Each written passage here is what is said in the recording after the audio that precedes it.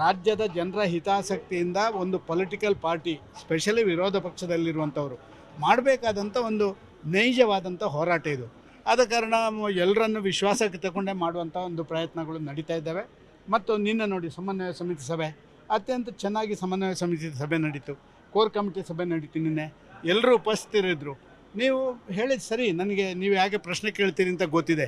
ಅಲ್ಲಿ ಇಲ್ಲಿ ಸಣ್ಣ ಪುಟ್ಟ ವ್ಯತ್ಯಾಸಗಳು, ಗೊಂದಲಗಳು, ಈ ಗೊಂದಲಗಳ ಮಧ್ಯದಲ್ಲಿ ಇದನ್ನು ಮಾಡುವಂಥದ್ದರ ಸಂದರ್ಭ ಏನು ಅಂತ ಹೇಳುವಂಥದ್ದು ನೀವು ಪ್ರಶ್ನೆ ಮಾಡಿದ್ದೀರಿ.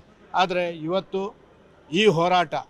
ಈ ಹೋರಾಟದಲ್ಲಿ ಯಾರು ಭಾಗಿಯಾಗದಿದ್ದರೆ ಒಂದು ರಾಜಕೀಯ ಪಾರ್ಟಿ, ವಿರೋಧ ಪಕ್ಷದಲ್ಲಿ ಇರುವಂಥ ರಾಜಕೀಯ ಪಾರ್ಟಿಯಲ್ಲಿ ಒಬ್ಬ ಕಾರ್ಯಕರ್ತ ಅಂತ ಅನ್ನಿಸ್ಕೊಳ್ಳಿಕ್ಕೂ ಆಗಲ್ಲ. ಯಾಕೆಂತ ಹೇಳಿದ್ರೆ ಆ ರೀತಿ ಸಿದ್ದರಾಮಯ್ಯರೇ ಸ್ವಯಂ ಒಬ್ಬ ಫೈನಾನ್ಸ್ ಮಿನಿಸ್ಟ್ರಾಗಿ ನಮ್ಮ ವಾಲ್ಮೀಕಿ ಹಗರಣದಲ್ಲಿ ಕೂಡ ಅವರಿಗೆ ಜವಾಬ್ದಾರಿ ಇದೆ. ಆದರೆ ಮೂಡದಲ್ಲಿ ತನ್ನ ಮನೆಯವರ ಹೆಸರಿನಲ್ಲೇ ಮಾಡಿದ ಮೇಲೆ ಇದಕ್ಕಿಂತ ದೊಡ್ಡ ಅಕ್ರಮ ಏನಾದರೂ ಇದೆಯಾ? ಸತ್ಯ ಹರಿಶ್ಚಂದ್ರ ಅಂತ ಹೇಳ್ಕೊಂಡೇ ಬಂದರು ಇಷ್ಟರವರೆಗೆ. ಈ ಸತ್ಯ ಹರಿಶ್ಚಂದ್ರದ್ದು ಈಗ ಎಲ್ಲವೂ ಹೊರಗೆ ಬರುವಂಥದ್ದು ಬಂದಿದೆ. ಆದ ಕಾರಣ ಇದನ್ನೊಂದು ಲಾಜಿಕಲ್ ಎಂಡಿಗೆ ತಗೊಂಡೋಗುವಂಥ ಹೋರಾಟ ಇದು. ಜನ ಎರಡು ಕೆಲಸ ಮಾಡ್ತೀವಿ ನಾವು.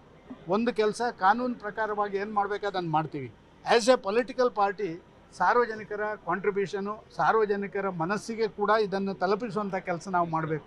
ಕದ್ದು ಮುಚ್ಚಿ ಮಾಡುವಂಥ ಕೆಲಸ ಅಲ್ಲ. ವಿಧಾನಸಭೆಯ ಒಳಗೆ, ವಿಧಾನ ಪರಿಷತ್ನೊಳಗೆ ಅತ್ಯಂತ ಯಶಸ್ವಿಯಾಗಿ ಮಾಡಿದೆವು.